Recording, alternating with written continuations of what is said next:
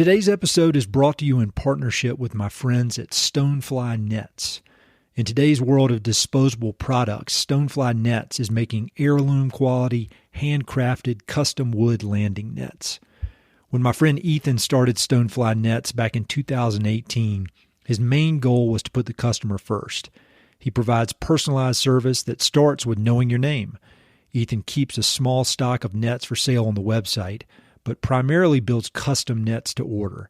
All custom orders start with a phone conversation with Ethan to ensure that you end up with a unique net as you pictured it. You can select from many sizes and many wood options for your handle and hoop. Ethan lives near the trout-rich waters of the Arkansas Ozarks and handcrafts some of the sweetest wood landing nets you'll ever see. For him, fly fishing is a memory created from a morning on a beautiful stretch of water, casting a 3-weight bamboo rod that his great-grandmother gave to his father and was passed down to him. To learn more, go to stoneflynets.com. Thanks so much to Stonefly Nets for their support.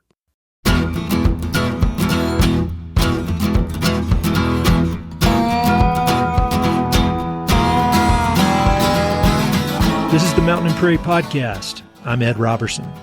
My guest today is Chandra Brown. I met Chandra through the podcast more than 4 years ago, and with each passing year, I've been more and more inspired by her life and work. You may remember that she's the founder of Freeflow Institute, a Montana-based organization that curates immersive outdoor learning experiences in the Earth's wildest classrooms. What started with combining summer river trips with writing workshops taught by some of the West's greatest authors has turned into a year-round immersive curriculum that incorporates many forms of art and storytelling. If you've listened to a lot of Mountain Prairie episodes, then you'll definitely recognize many past and present Freeflow instructors. Hal Herring, Bill deBuys, Chris Latreille, Heather Hansman, Anna Brones, Brendan Leonard, Alexis Bonogofsky, and Elliott Woods. And you'll also recognize many of the Freeflow classrooms, which include the Salmon River, the Green River, the Big Blackfoot River, the San Juan Islands, and the canyon country of southwest Colorado. And that's just a few of them. The overlap between what Chandra has built at Freeflow and what we're all doing here at Mountain Prairie is significant. So I was excited to have Chandra join me again for another conversation. If you want to hear more about Chandra's upbringing in Alaska and her fascinating life trajectory, I'd encourage you to go back and listen to our first episode. But also feel free to dive right into this conversation, as we had a wonderful chat about everything from cold water plunges to Freeflow's growth and evolution to the challenges of running a small business during the pandemic years. We talk about some of the upcoming courses for this calendar year, Freeflow's scholarship program, the importance of pursuing one's own creative endeavors, and how Chandra has grown as a person over the past 4 years. I'd also be crazy not to mention that I'm leading a Freeflow course late this summer down the Green River in Utah through Gates of Lodore and Dinosaur National Monument. We'll be focused on the power of optimistic storytelling and how storytelling can be used to affect change here in the West and beyond. You can check out the link in the episode notes to learn more, but my course is limited to 12 people and it's already filling up. But even if you're not interested in hanging out with me for a week, I would definitely encourage you to check out all of Freeflow courses as well as the scholarship opportunities. I wish I could go on all the courses. Thanks again to Chandra for taking the time to chat, and thank you for listening. Hope you enjoy. All right, Chandra, I am so psyched to be talking to you. It's crazy to think about everything that's happened since the first time we had our first podcast conversation. And I've just so enjoyed getting to know you over the last few years and watching everything you've been doing with Freeflow. And so I want to talk about a lot of different stuff, but I was thinking maybe the first thing we could do is talk about your most recent trip with Anna Brones, who's been a guest on this podcast, as have a ton of different Freeflow instructors. But I feel like that course that you just did with Anna is really part of the evolution of Freeflow. Is a little bit different than what we had talked about years ago when you were on. So could you just kind of talk about how that course came to be and what y'all did? Yeah, absolutely, Ed. And I feel the same. It's been such a treat to watch Mountain Prairie grow and evolve over the years. And I'm so grateful to remain in your orbit and really happy to be here. And yeah, we did. We just got back from a week, more or less 5 days with Anna Brones over in Washington, in Puget Sound area. And this was our very first winter workshop. Also, the very first time we haven't sought accreditation for the course through a university. And first time working with Anna, and she built a curriculum based around sort of general creative practices, which was really cool. A lot of watercolor and pen and ink and reflective writing. And we incorporated winter into the workshop by focusing on rest and recalibration and cold water. So we were at an artist residency with dock access to a little lake, and we'd go down there in the morning and get in the lake, and it's sort of idyllic, snow everywhere, and it was an all women's workshop. And so we just encouraged those who were called to do it to get in the water. And that's a practice that Anna has, and it's a practice that I have cultivated over the last couple of years, and it felt really really cool to share that with those people. Yeah, you wrote a really awesome piece in Adventure Journal recently about that. How did that come into your life? We're kind of already veering off track here, but I do a lot of stuff with cold water, and I love it, especially since I've had this injured shoulder. It's really been a savior for my brain, I think. And it could be a placebo effect, but it works, so I don't care. But how did the cold water stuff come into your orbit? Yeah. I think it's a similar sort of genesis for me too. I had some health things that were haunting me, some bigger injuries. And I just was looking for a way to engage with the winter landscape and engage with the cold that didn't involve skiing, because I was sidelined from skiing for a while there. And also I was interested in it for the purported mental health benefits. And I was just curious, Actually, Hillary Oliver, who is married to Brendan Leonard, who's another one of your frequent flyers, she introduced it to me here on the river, that kind of flows through our backyard here in Montana. And on the coldest day of the year in December a while back, and then it kind of stuck with me. And it's, same as you, like there's a lot of hype around it, and, it could be placebo. There's not a lot of science to support these benefits that all the Instagram influencers talk about, but it's good enough for me because it feels good. And it's something hard to do when your other hard things are taken away. It really is hard, but it's surprising, at least to me, it's been surprising how, like it used to be I get in and it took me like 90 seconds to quit hyperventilating and breathing like crazy.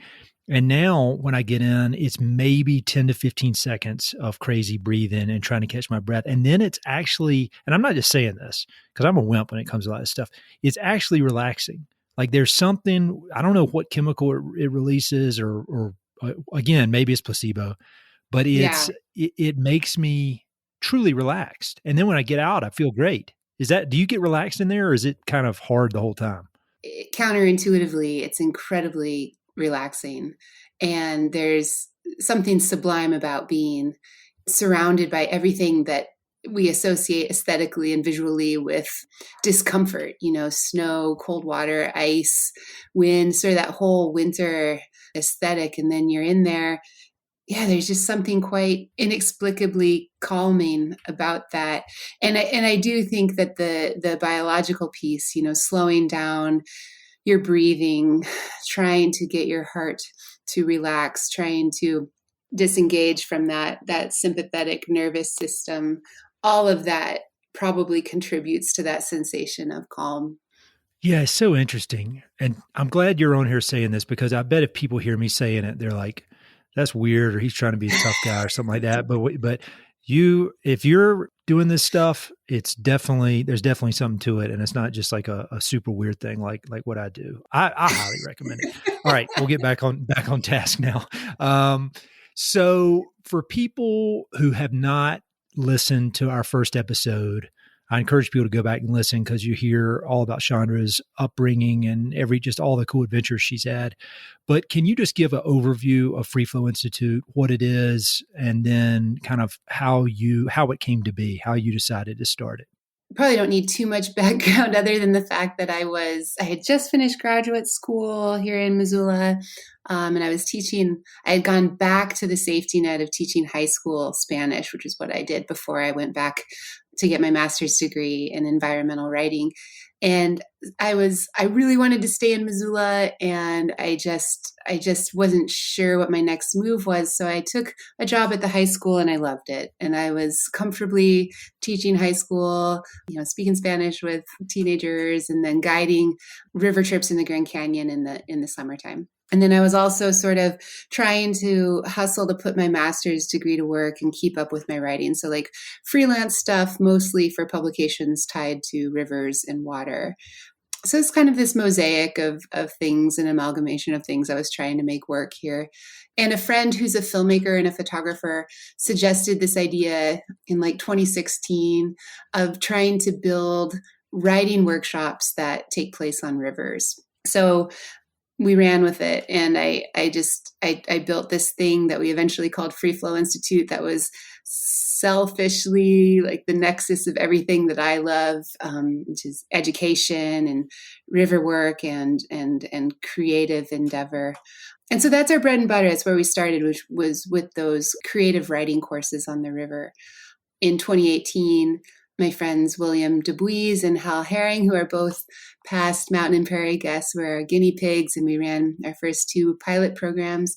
And essentially, we just started building outdoor education programs that were meant for everyone, not just for kids or undergrads. It's such a cool story. And both of those guys, Bill and Hal, are just legends in the world of writing and journalism in the West. When you think about where you started, and you were pretty early on in our first conversation, and where it has gone now. And I mean, you've had to went through the pandemic. I mean, a lot of stuff has happened. It hasn't been a easy ride. Can you just kind of talk about how it's evolved and how it's grown? I mean, I think your workshop with Anna that you were just talking about is one example, but when you kind of, if you can, step back and look at the trajectory of how this thing has grown and evolved over the years, how would you describe that? Yeah. I think 2019, which was the last time you and I spoke on the podcast, was our last quote unquote normal year. That was before COVID, obviously, and before its associated economic challenges. I still was teaching. And in 2019, that season, we worked with Brendan Leonard and Pam Houston and David James Duncan, Alexis Bonogofsky, and Elliott Woods. And so we had like a super productive and generative season of field courses. And I left the season feeling so good about Freeflow that I took a leave of absence from, and then eventually retired from my position at the high school. And in that sort of transition between 2019 and 2020, I went back to Uganda to work on a story I was writing about dams that I'd started the year before. And I was feeling really positive about transitioning full-time to writing and to Freeflow Institute, and maybe with a little bit of Grand Canyon guiding thrown in just to keep myself connected to that place. And I was super stoked. And then, of course, 2020 threw a wrench in everyone's neatly laid plans, and we all had to adapt. And Freeflow's adaptation has been wild. It's been challenging, but we've got this generous and enthusiastic community, and their support is what's kept it going, and it's what's kept me going too. We started offering in 2020 some online and distance style courses that were meant to provide continuity and extra sort of offerings for our community, even when the field courses weren't happening, or we couldn't plan for field courses because of the pandemic. And in 2020, we started to diversify our offerings too. So looking at editing services, consulting, curriculum development. We started seeking out new colleges and institutions and partners that we could work with. Since then, since 2019, it's definitely grown. And I've been able to bring on more people to work with me in various capacities, more field courses, more online courses. It's been wild to watch it grow. Yeah, it's been wild for me to watch it grow from the outside looking in, just seeing how it's evolved. When you think about all these different evolutions that you've had, was it, and this may be hard to answer, but was it a case of you had this dream and this is how you would want it to evolve? Or was it a case of COVID hit and all of a sudden there was a lot of chaos and a lot of uncertainty, and you had to, for lack of a better word, scramble to figure out ways to keep everything together. And so these were some of these ways this evolved were offshoots of just being nimble and creative in a stressful time, or was that all kind of part of the plan from the beginning? I think a lot of it was reactionary. The vision for Freeflow Institute seemed a little blurry those first couple of years. I think that that COVID came in so fast, and I was just started transitioning away from the structure of a teaching job and trying to figure out what it meant to be an entrepreneur and like essentially just an entrepreneur, and putting all my eggs into that basket. And so I was definitely hustling to figure out that lifestyle and figure out what it means to be a good and responsible business owner when the pandemic came. So a lot of those evolutions, like the online courses, that these creative services that we started offering, like those were reactions to the new environment for sure.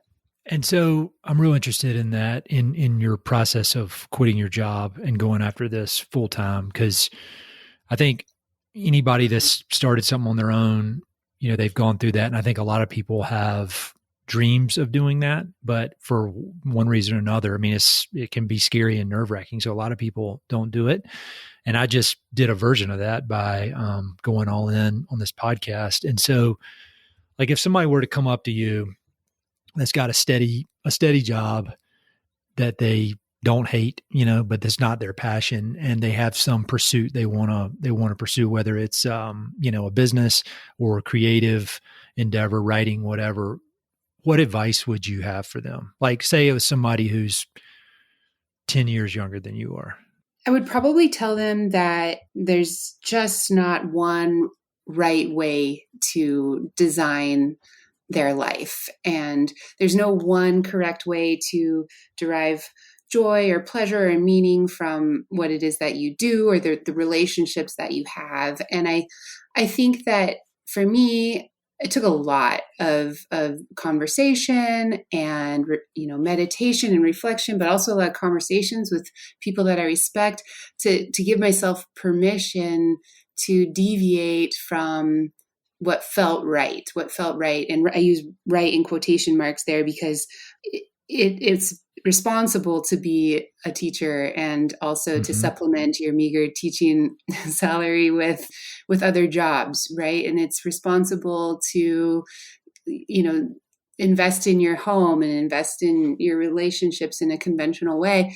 But I think that it can also be irresponsible to ignore those parts of yourself that are seeking to be expressed and are asking to be expressed. And there are more creative ways to interpret what we're supposed to do here and what our purpose is.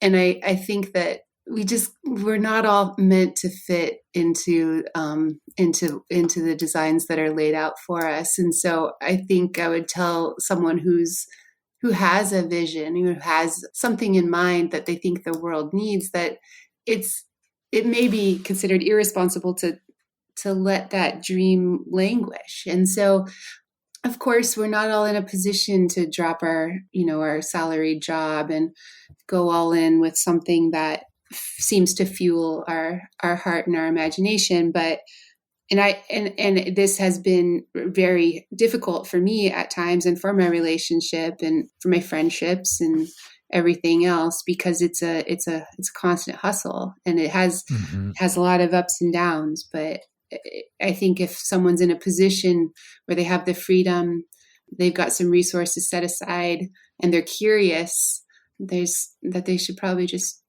try it. And my administrator at the high school told me, and this was so amazing, and I'll never ever forget it. He said, you'll always have a place in the schools. You can always come back to teaching. That's a skill set you won't lose, but you'll probably regret it if you don't chase this down and just quell your curiosity. That's really cool. Are there any specific either business owners or creative folks? I mean, you probably have, your list is so long, but that you have admired and kind of see what they do, and you're like, man, that's a good model if I could kind of do my own version of that. Like, for example, for me, Brendan Leonard is one. I mean, he's just, and people can take Brendan's course this summer and go running with him around Missoula. I just, the way he's done it and the way he continues to do it, it's just been so inspiring from both a creative perspective and from a business perspective, because he's been able to make a living doing what he wants to do. And all he wants to do is make art. And does anybody come to mind that you admire? Yeah, I think Brennan, I mean, not to just ride on your coattails there, but I think that's the first person who comes to mind. He's built something that is truly unique, and in doing so, he's been able to structure his work around the other things that he loves, creating something that actually looks like balance. And he does get to make his art, and he makes art and they come out as gifts, right? As gifts for the people that he cares about and the people that find value in what he makes. I think that there are a number of people that I respect. You know, I come from this commercial guiding world where I see, you know, outfitters, owners of river companies, and I see how hard they work to facilitate, you know, recreation and outdoor experiences for other people, for strangers. And I think that a lot of what we do at Freeflow kind of pulls from that tradition, but it's more than that. And so I also really respect folks that have tried to infuse whatever it is they're doing with art and with creativity. And you're right, the list is super long, but I do appreciate that you brought up Brendan, because I often, when I'm feeling overwhelmed or despondent or discouraged, I'll talk to Brendan, and he reminds me that this should be fun, and we can't take it all so seriously. Yeah, he's we just randomly met. Somebody introduced us, and he's, what joy he's brought into my life, you know, just by knowing him. So this is the Brendan Leonard tribute podcast. Yeah, exactly. Look at our Look at our So one cool thing that has popped up with Freeflow since we last talked is the Freeflow Foundation. And you've been able to start, or for a while now, you've been able to award scholarships for Freeflow trips, which I think is really, really awesome, because these trips are really nice, and a lot of them are run through very, you know, great outfitters on some of these rivers, and they do cost a decent amount of money. And so the fact that you've been able to offer scholarships is just a really unique and generous part of everything you're doing. Could you tell me, and I don't even fully know the whole story here, but could you tell me how the foundation came to be? Yeah, for sure. It's another product of 2020, right? The weirdness that was 2020.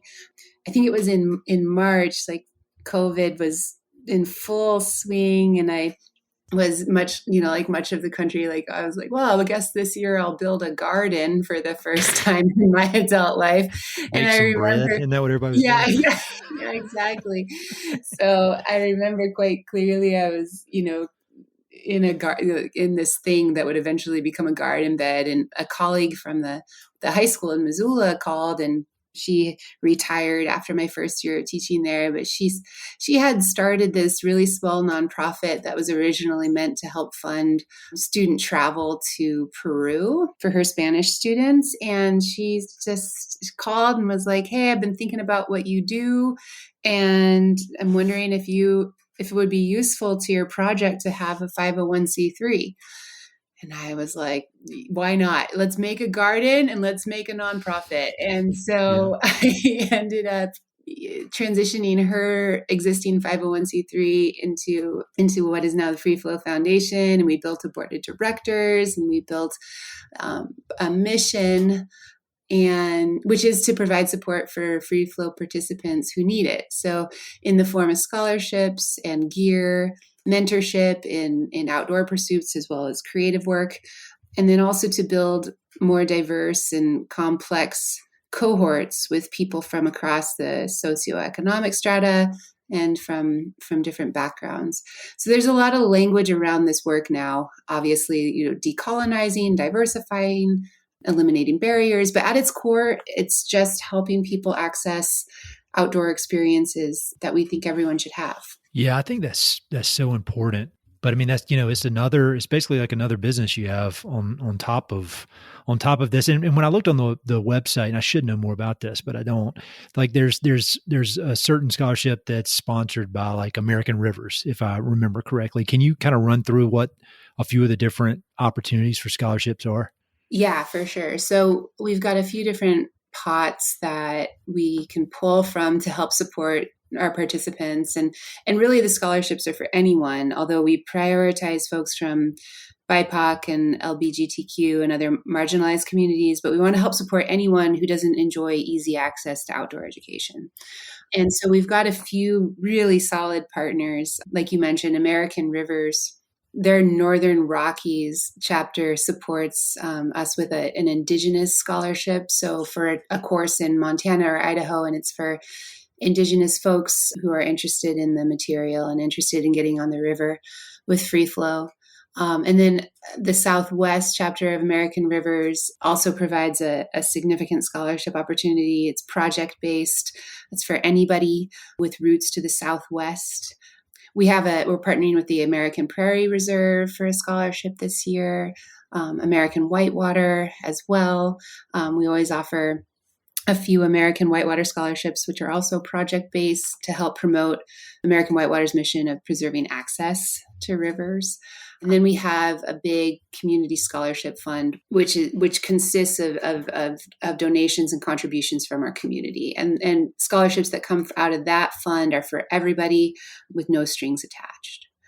And then in continuation with our theme here, Brendan Leonard tribute episode, Brendan's course, his 2023 course called Running to Stand Still, we're offering a full tuition scholarship to one participant on that course. Nice.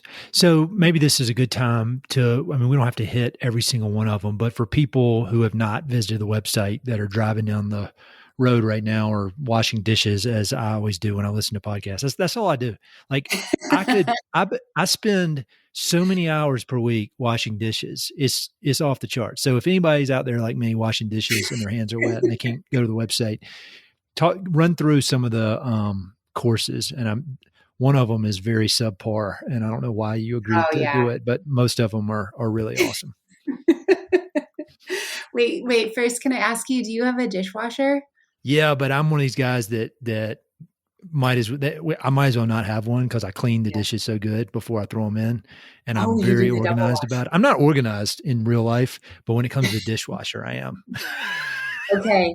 Okay. Yeah, you find value in a well-organized dishwasher. I guess so. Isn't that sad? Yeah. I'm an old man. No, I'm boring. No, I only ask Ed because I'm the same. We don't have a dishwasher, but I like to do the dishes myself for the same reason. I like them to be organized when they come out of the sink. Very particular. And so I'm curious about other people's dishwashing habits, and I'm glad you brought it up. I don't want anybody touching the dishes around here except me. I think that your wife probably appreciates that about you. So we've got, so don't go dry your hands. These are the courses that we have this year. We've got our first course with Craig Childs at the end of April down in the Dolores River Basin in Colorado. And that's actually a base camp supported hiking course. It's short, and we're really looking forward to working with Craig. That'll be our first time with him in the field. And he's, as you know, he's just a legend. Oh, yeah.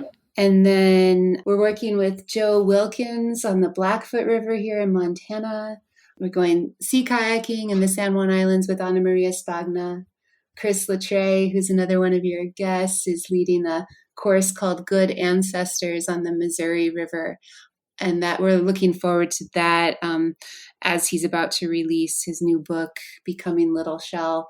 We're doing a course with Brendan, obviously, up in Whitefish, Montana, going running. That's the first time we've done a running and riding workshop. We are hoping to get down onto the Rio Grande with Sherwin Bitsui, who's a Navajo poet and an exceptional teacher. Also working with Fort Lewis College with Byron Aspas, who's another Navajo poet. on the San Juan River. And then at the beginning of September, we're working with this guy named Ed Robertson and getting out on the Gates of Lador on the Green River. We're super excited, Ed, to finally get to work with you.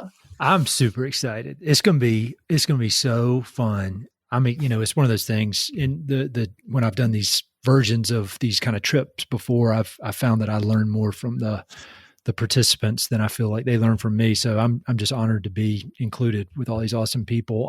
It'll be really cool. And so people can go to the website to see all the info on that. But so in all your years of being involved in these courses and helping to craft these courses and seeing people come through, like, what do you think, what makes somebody have a successful experience on one of these things or an enjoyable experience? Like, what kind of attitude do they bring? I mean, I feel like for the most part, Freeflow kind of self-selects for a certain type of person.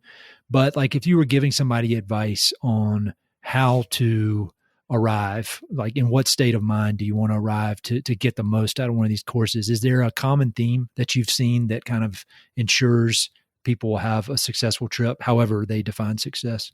Yeah. I think that everyone comes to the Freeflow courses with a different intention or a different objective. And we do find that it's helpful for folks, and we try to call this out at the beginning of every course. It's helpful for folks to be specific in identifying what that intention is and really putting language to it. What's your objective? Why are you here? And then it sort of gives you something to come back to, like a North Star to bring you back to why you're on the course when the environmental or social inputs inevitably threaten to overshadow why you're there, your needs and your hopes. So clarifying that intention before you come can be really helpful. And if that's not available to you, and even if it is, I think coming to the course with a sense of curiosity is critical. So we find that people experience the to the greatest extent the catalytic effects of these courses when they have a willingness to have their ideas crumbled or challenged, at least in the face of newness and the ideas of others. So that curiosity is key. And then, there's some physical preparation. There's some social preparation, especially coming out of COVID. It can be an intensely social experience. And so, we found that there's some practicing that can go into it that actually is pretty beneficial. And then also for a lot of adults who haven't spent a week learning, dedicating time to actually learning and thinking and creating and generating, there's some preparation for the mind that can be helpful too. And we always encourage folks, especially Americans who have a tendency to avoid doing it, to practice drinking water before they come out on the river with us. I'm super excited to not have cell service for a week. Yes. I mean, that's going to be, I really am curious as to what that's going to do to my brain, like how my brain will feel different. Cause I'm pretty aggressive with controlling the phone and like keeping it on airplane mode and all that stuff. And it still makes me crazy. And so a 5-day detox from the phone, I'm curious about what that's going to do on all aspects, even from a creative standpoint, just from a kind of anxiousness standpoint. I don't know. It's going to be interesting. So wait, when you think about success stories, and I mean, I imagine everybody has their own version of a success story from going on one of these trips and some kind of breakthrough or a new way of seeing things, whether it's their own personal life or the project that they're working on. And you don't have to name names, but in all the years you've been doing this, does anybody pop up as kind of a success story, somebody that's memorable that maybe had some sort of creative breakthrough on one of these trips? Oh, it's so wonderful to try to go back through all the courses and think about the folks we've worked with over the years. And I think it'd be hard to call out one or two folks, although there are many that I observed that transformation in, or so I'll speak in generalities on that. I think just because, please. One of the greatest things that I get to observe is like the true building of community on these courses, where the cohorts tend to stay together. So they keep sharing their work with each other and cheering each other on from their respective corners of the country. And that to me feels really important. And it feels like a huge success when that happens. Other things that come out of the courses that feel successful, when people find that they can call themselves a writer without qualifications, without any sort of explanation or preface or before they make that proclamation, where they realize, like, I am this thing that I've been trying to be, and I give myself permission to be it. So it's sort of a re-identification with oneself that can happen. That's pretty profound. I like it when people make connections on the courses and they're able to go on and publish, or that's when stories come out of the courses. That makes me really, really happy too. And I like it when people come together on the courses to discuss really big things that matter. And there's sort of a think tanky effect that happens that is really gratifying too. That's sort of like the creative or intellectual side of things, or the professional side of things. But then there's like super rad, like classic outdoor ed phenomena that materialize in these cohorts too, like where there's something crazy happens. Like we've had pretty much anything you can think of has happened on a free flow course. And, from like huge storms to like big flash floods and, insane unseasonable weather, and people like come together with such cohesion and determination. It kind of reinvigorates my faith in what we can do as the collective. Oh yeah. That stuff is so powerful, and I get it less and less as I've, kind of a regular person in the regular world. But like I've done some trips, like climbing trips up in Alaska, and there's this one guy who was my tent mate on Denali up there, and I never knew him. I never met him before we showed up for the thing. And we were in a tent together for 3 weeks. And I've seen him a few times since, actually, but we left.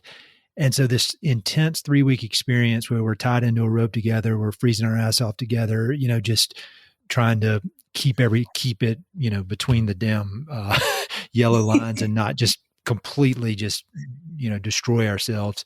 And in that 3-week time period, I consider that guy a better friend than most people that I've known for like 20 years. Mm-hmm. And it's just because of that intensity and the instant feedback you get from being in a kind of extreme environment, and the teamwork and the camaraderie and the shared purpose and the community. And I love it. And that's just something I've really missed, and something that's one of the things that I'm really excited about for my trip down the green this summer, is to get a 5-day dose of that, because it goes a long way, I think, these days. Yeah, that's right. Especially if for most of us, especially as we get older, we settle into our routines, and we've got our responsibilities and our families, and you got to work harder to get out of your comfort zone. And, good things happen, right? Like it's galvanizing. It's like, it's generative, and it's, we need it, we need it. And that goes back to the cold water thing too, right? Like, yes, if you don't get a periodic dose of discomfort or adversity, your constitution changes and you see things differently. And conversely, if you allow yourself to get close to that stuff, to get close to the hard stuff, the scary stuff, that is the impetus for really important things inside your mind and your heart. And I think it's that combination of, it's really special on free flow because you get that proximity to hard stuff. But then you also have built that container for reflection and synthesis. And so that's what as a career river guide, that's always what I thought was missing, because you have these shared adventures, like you and your friend on Denali, right? Like you have mm-hmm. an adventure that is so powerful and so transformative. And what I want everyone to be able to do is then synthesize that experience, right? And get it down in words or in images or something, some way to hold on to what you learn up there on the mountain or on the river. So yeah, I think I hear you. I think it's important stuff for sure. It's such a great idea. I remember when Stephanie emailed me and I was not aware. She's like, you need to check out Freeflow Institute and Chandra. And it was the first I'd heard of it. And instantly I was like, this is the coolest thing. And I mean, you've really found this niche that I think so many people appreciate. And I think and it's weird how much of an overlap there is between Mountain Prairie and Freeflow, both in the people I've interviewed there's so many of them that happen to be instructors on Freeflow, and then just the general idea. And it's just wild how the universe does that kind of thing. But I'm a super fan of, and I can't believe I get to do a trip. I mean, I'm super excited. And I think I'm pretty positive it's going to add value to the people that sign up. So I'm self-deprecating to a fault, but I do think I think there's going to be a lot to be learned all the way around. One other question about just kind of the results of Freeflow. So you talked about what students can experience and how students can change and the great things that come from that. How have you changed as a person, as a leader, just in general, since starting Freeflow to now? Like when you look back at yourself in 2017 and then you compare yourself to now, how would you say that this journey of building this business, taking people on, on these trips, and I really feel like it is a business, but you've got a servant's mentality.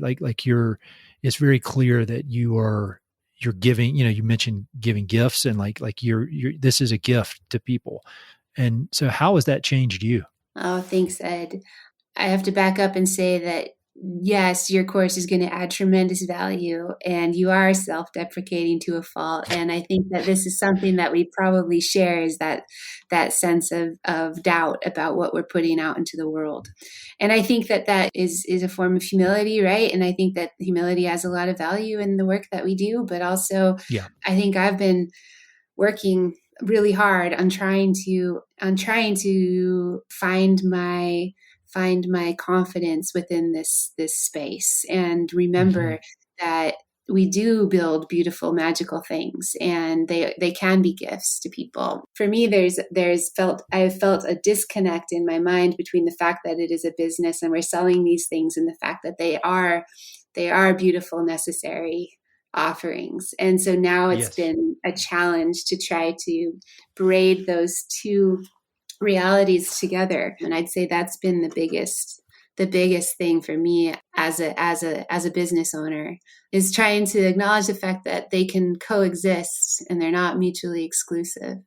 I think that also the definition of leadership has changed for me within the context of Freeflow. I've tried to invite other minds and other people's visions to the projects. So that involves a lot of delegation and release of control, which is kind of like with the dishes, I mean, sometimes that's hard. It's hard. I'm not budging on the dishes. You can't let go of everything. There's some things that are absolutes, like the dishes. But I think that, that's been really wonderful too, to kind of see directly how other people who I respect interpret the Freeflow project, and how, what their vision for its future is. I guess also, we're trying to expand to include new and different demographics and modes of movement, as well as different genres and areas of learning, moving obviously beyond rivers and into different landscapes.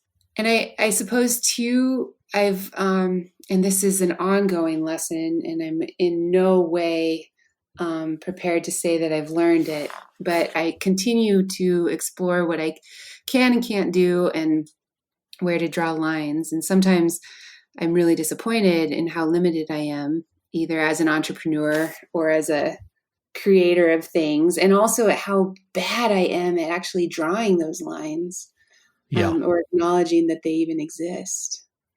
But is it hard for you to delegate? Yeah, it's been hard. It's been hard not because I don't trust the people I work with, and I do. I trust them and respect them to the ends of the earth, but it's just hard for me to parse it out, if that makes sense. Like to say to make discrete tasks out of the big and ultimate task. Does that make sense?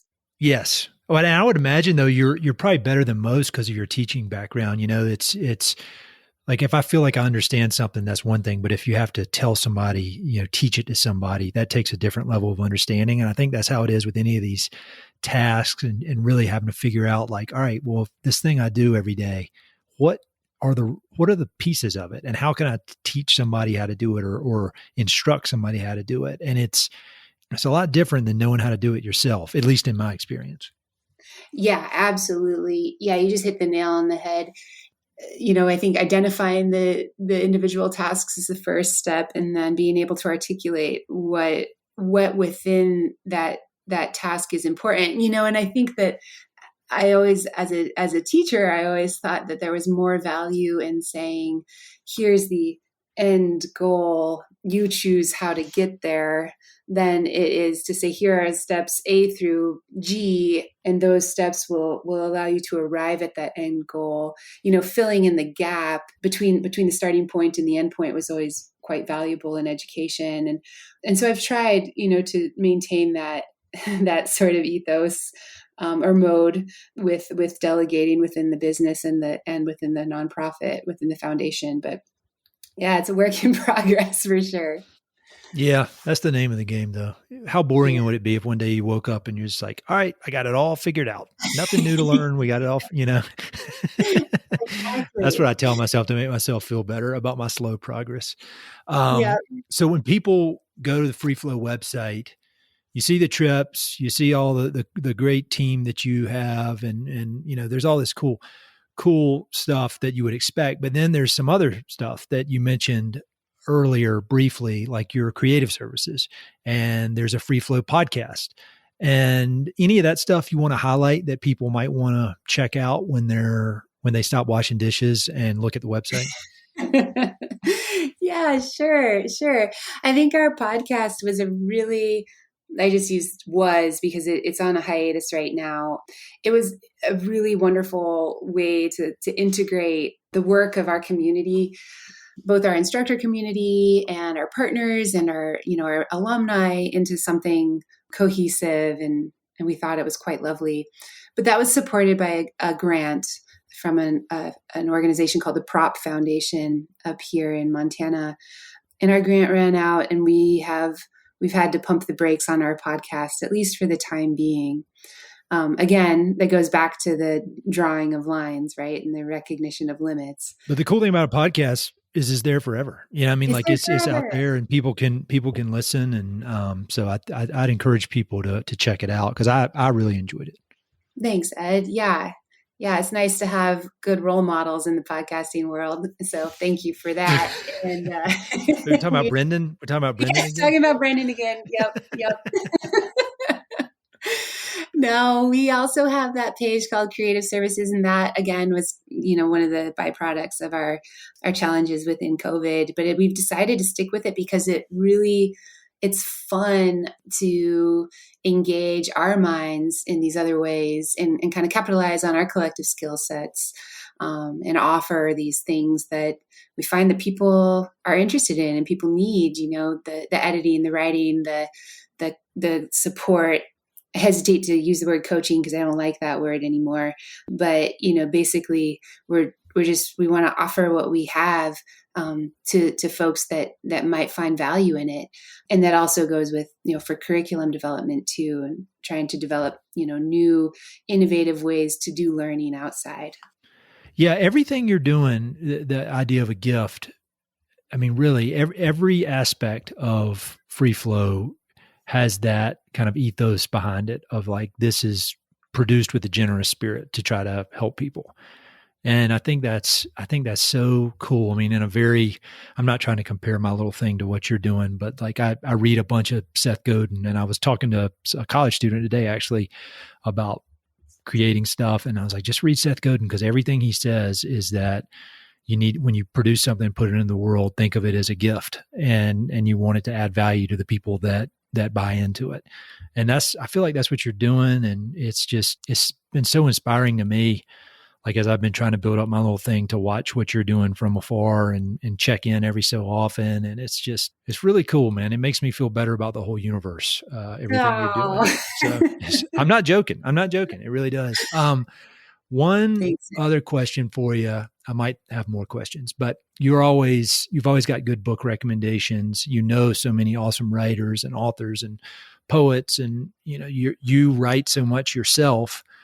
I need some book recommendations that I may not have ever heard of. Oh man. Well, that second part is a tall order, because you got your finger on the pulse of all things literary. But you just mentioned Seth Godin, and I think you and I, even earlier this winter, were talking about him, because we hopped on a call right as I had finished his book called This Is Marketing. Oh, yeah. Right. And I was all abuzz with everything that he was talking about, that you just talked about. And that has really recalibrated the way I look at this idea of selling things. And it was like it validated everything that I wanted to believe but couldn't, was too insecure to believe. And so I guess, that kind of ties back to that question too, about, selling things and putting things out into the world and hoping people find the value in them. Like, if anyone is hoping to create things under a business model, I think that Seth Godin book, This Is Marketing, is required reading. I agree. Yeah. It's confidence building, and he writes from a very human place. So that book was revolutionary for me this winter, for sure. He's a genius. I saw him at the Salt Lake City airport one time and went up to him and introduced myself, and he was so friendly and nice. And I promptly got out of there because I didn't want to annoy him. But seriously, like, if anybody's doing any sort of creative work, he's the guy. He's the guy. Yeah. And he's got his little podcast too, Akimbo, which is just like these great little doses of, his perspective, which is so valuable. Mm-hmm. Other books, Ed. Well, Anna Brones recommended this book called Wintering by Catherine May. And I read that in preparation for the workshop, our winter workshop that we just did in February. I was so surprised by it. It was one of the most surprising books I've read in a long time. Just beautiful prose, all about this idea of wintering as a verb. So like the winter holds all of this sort of mythical or mythic darkness and everything that we should do if we're paying attention to the seasons and don't do as modern humans. She addresses in that book, and it was just lovely. Another one would be, have you read Atul Gawande's book called Being Mortal? No, I have not. I think I might actually have it on my shelf. So many people have recommended it, and I have not read it, but I know exactly what it is. Yeah. I think that one felt important to read this past year, and it's paired well with that wintering book, and it also paired well with that book called 4,000 Weeks. Oh, that's a great one. That's a really great one. And that's another Brennan Leonard recommendation too. I saw he put that out as one of his favorite books of 2022, and I loved it. It's like, I hate that, anything that says time management, I kind of my feathers ruffle, but it's just about giving yourself a break. And it's like the opposite of Tim Ferriss, I think. Yes, exactly. It's the opposite of productivity and optimization. And that's why I think it goes so nicely with any study of mortality, Mm-hmm. My last one, I'll give you one more. Okay. Yeah, please. I'm sure you've heard of it, but I had knee surgery in the fall, and I finally took out Barry Lopez's Arctic Dreams from the library. I had to renew it 5 times because I'm such a slow reader and it's such a long book, but it felt good as an Alaskan to finally check that one off my list. And it is an absolute gem if anyone's interested in the Arctic. Embarrassingly, I've never read anything, maybe a short story, but no books by Barry Lopez, which is unacceptable. And so that's the one I should start with, you think? I don't know. You kind of missed your window after your injury, right? You're back on the move. That's like you settle in for the winter and you commit for me, it was months. I Oh, committed really? to that. Yeah.